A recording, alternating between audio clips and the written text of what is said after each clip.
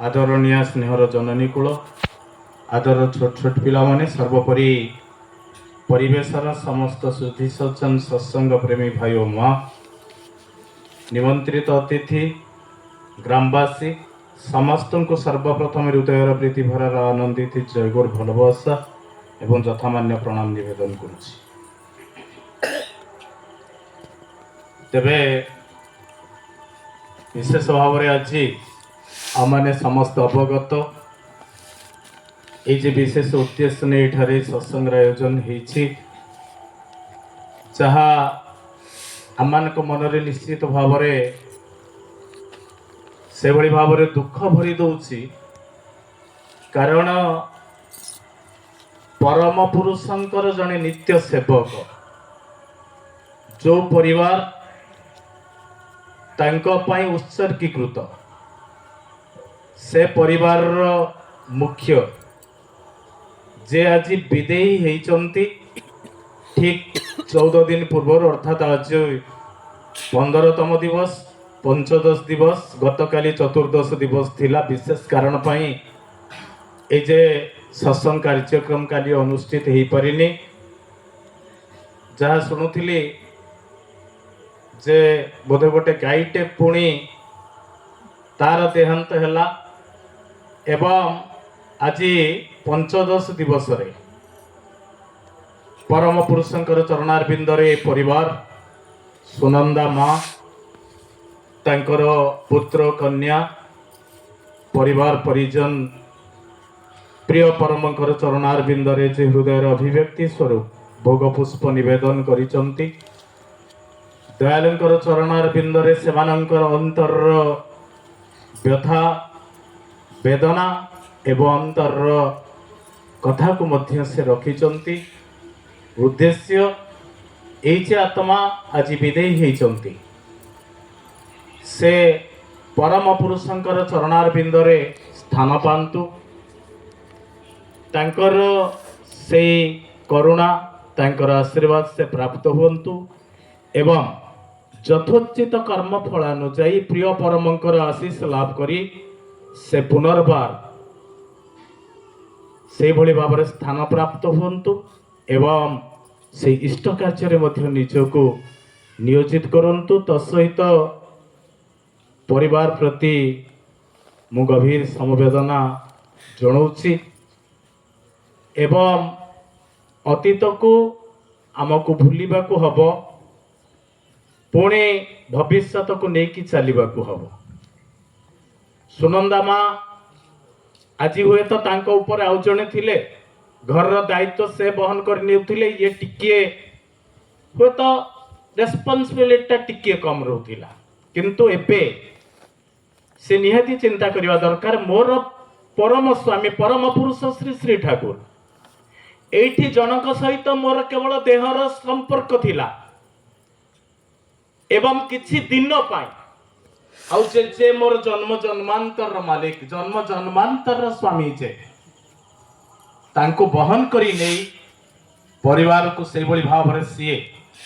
आगे नवार व्रती हुई उठंतु तत्सहित आपण मानकर समस्त सार्विक मंगल पाई दयालंकर चरणारविंदरे पुनर्बार मोर प्रार्थना एवं प्रणाम निवेदन करुछि। तेबे बसिकी भाबुथिली जे समुद्रटा हुए तो किछि दूर रे आउ थाई पारे एवं आमे समस्त समुद्र कूल को जाइकी समुद्रर ढेउ को तार लहरी को एवं सेठू बहुतिबा सुलसुलिया पवन को आमे निश्चित भाव में मन भरी को उपभोग करू सेठी हुए तो केतेबेले गछरु फलटा खसी पड़िला ए फलटा मनेकर हठात आंबटा सुंदर आंबटा पाचिकी गछरु तलको पड़ी जाइछि बाटरे जाउथिबा बाटोईटा हुए तो 3 प्रकार बाटोई आमे देखू गोटे बाटोई फलटा को चटके उठे देला सुंदर फलटा हिची खाई नेला आउ गोटे बाटोई हुए तो कौन करि पारे फलटा देखला तळे पड़िछि तो ताकू धोईकी खाई नेला आउ जणे बाटोई चिंता कला जे फलटा तळको पड़िला काहेकी काहेकी ऊपर को गलानी सर आइजैक न्यूटन जो कथा साधारण ब्रेनर कथा एवं जोटा आमे माने गॉड्स ब्रेन बोली कहू सर आइजैक न्यूटन यही कथाटा मु कहबार कारण होची जे समुद्र कूल रे आमे बसिकी आमे उपभोग करू किंतु दर्शन टाको आमे केबे बुझिनु हुए तो समुद्र ढेउ आसुची गोटे ढेउटा आसिला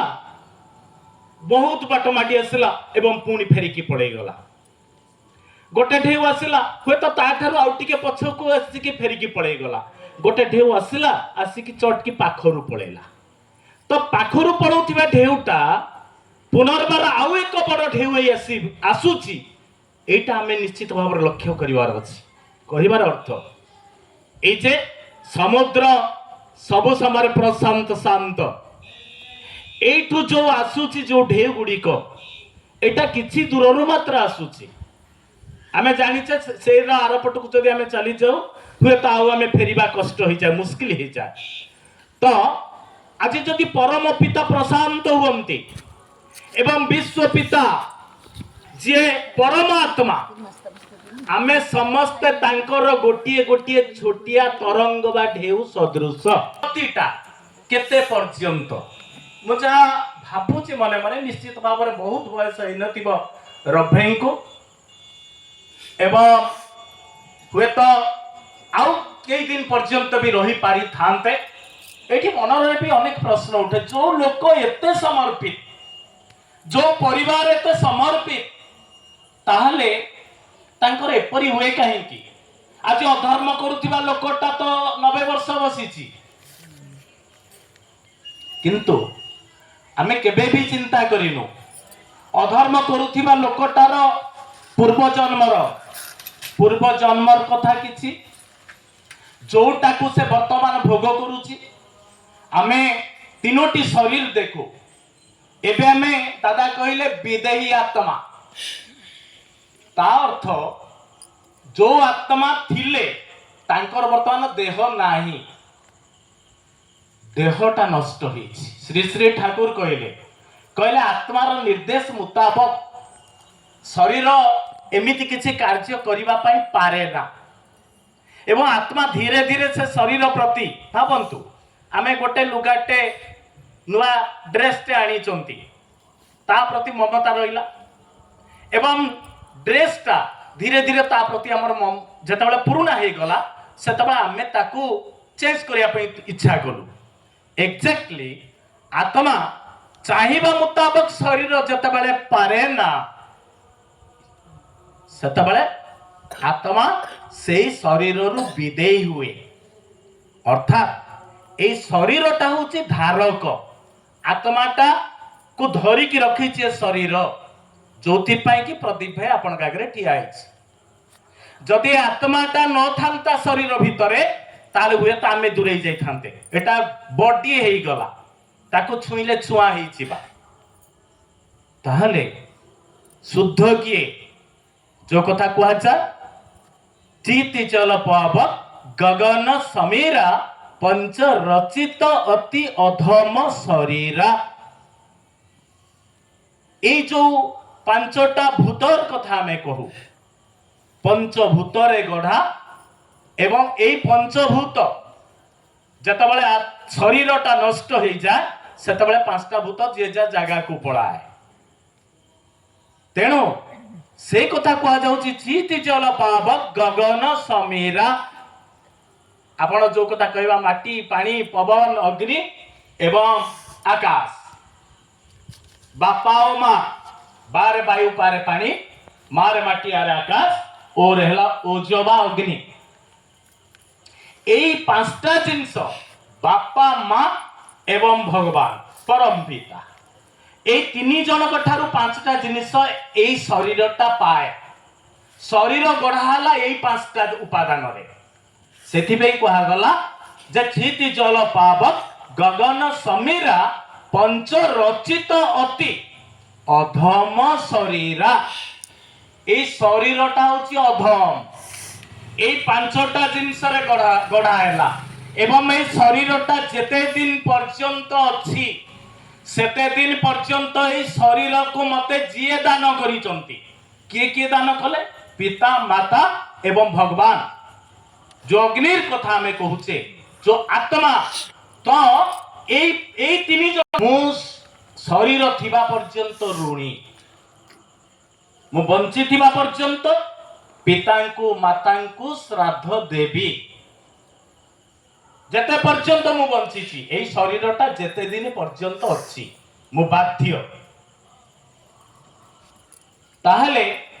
এই ଶରୀରଟା ହଉଛି ଅଧମ, କିନ୍ତୁ ପରମ ପୁରୁଷ ଶ୍ରୀ ଶ୍ରୀ ଠାକୁର କହିଲେ ଶରୀରଟା ହଉଛି ଆତ୍ମାକୁ ସିନା ଧରିକି ରଖିଛି ବୋଲି। ସେଦିନ ସେଇ ଯେ ଶିକ୍ଷକ ଯେମିତି କହିଲେ, ପିଲାଟା ପଚାରୁଛି କହୁଛି ସାର୍ ପାଠ ତ ପଢଉଛନ୍ତି ଗପ କାହିଁ କହୁଛନ୍ତି? ସାର୍ କିଛି ସମୟ ପରେ କହିଲେ ଗଲ ଟିକେ ପାଣି ମୋ ପାଇଁ ନେଇ ଆସିବୁ। ପିଲାଟା ଗଲା, ପାଣି କୋଉଥିରେ ଆଣିବ ସାର୍ ତ କହିନାହାନ୍ତି, ହୁଏତ ବାଲ୍ଟିରେ ଅଧ ବାଲ୍ଟିଏ ପାଣି ଧରିକି ଆସିଲା। ସାର୍ ପଚାରିଲେ କହିଲେ କିରେ ତତେ ମୁଁ କଣ କହିଥିଲି ନା ପାଣି ଆଣିବା ପାଇଁ, ତୁ ତ ପାଣି ଆଣିଥାନ୍ତୁ ଏଇ ବାଲ୍ଟିଟା କାହିଁ ଆଣିଲୁ, କି ଗ୍ଲାସଟା ତୁ କାହିଁ ଆଣିଲୁ? ନା ସାର୍ ପାଣିଟା ପୁରା ପ୍ରବାହୀ, ଯଦି ପାଣିଟା ଆଣିବି କେମିତି? ଆଜି ଗୋଟେ ତା ପାଇଁ ଗୋଟେ ବାଲ୍ଟି କି ଗ୍ଲାସ ଗୋଟେ ଆଧାର ଦରକାର। ସେଦିନ ଶିକ୍ଷକ ତାକୁ ସେଇ କଥା କହୁଥିଲେ, କହିଲେ ଏଇ ଗପଟା ହଉଛି ମୋ ପାଠ ପଢାର ଆଧାର, ଅର୍ଥାତ ଏଇ ଶରୀରଟା ହଉଛି ମୋ ଶରୀର ସମୁଦ୍ରରେ ବିଲୀନ ହେଇଯାଏ, ଆତ୍ମା ଆସେ ତାର କର୍ମ କରିକି ପୁନର୍ବାର ସେ ପରମାତ୍ମା ସହିତ ସାମିଲ ହୁଏ, ମୋର କର୍ମ ଫଳାନୁଯାୟୀ। ତେବେ ଶ୍ରୀ ଶ୍ରୀ ଠାକୁର ଆହୁରି କିଛି ସୁନ୍ଦର ଭାବରେ ଆଲୋଚନା କରୁଛନ୍ତି। ଯେମିତି କହିଲେ ଛୋଟ ଢେଉଟା ଆସିଲା କମ୍ ବାଟରୁ ଫେରିକି ପଳେଇଗଲା, କିଏ କେତେ ବର୍ଷ ପର୍ଯ୍ୟନ୍ତ ଗୋଟେ ସ୍ତ୍ରୀ କୃତରେ କାନ୍ଦୁଛି, ଏଇ ମୋର ପରିଚୟ, ମରି ସାରିଲିଣି ତଥାପି କରୁଛି ବଞ୍ଚିବାର ଅଭିନୟ। ଉପରେ ହସୁଛି କିନ୍ତୁ ଭିତରଟା ମୋର ବିଳପି ଯାଉଛି, ପୋଡି ଯାଉଛି। ପାରିବାରିକ ଦୁର୍ବିସହ, ବହୁ ପୁତ୍ର ବଧୂର ଆଜି ବା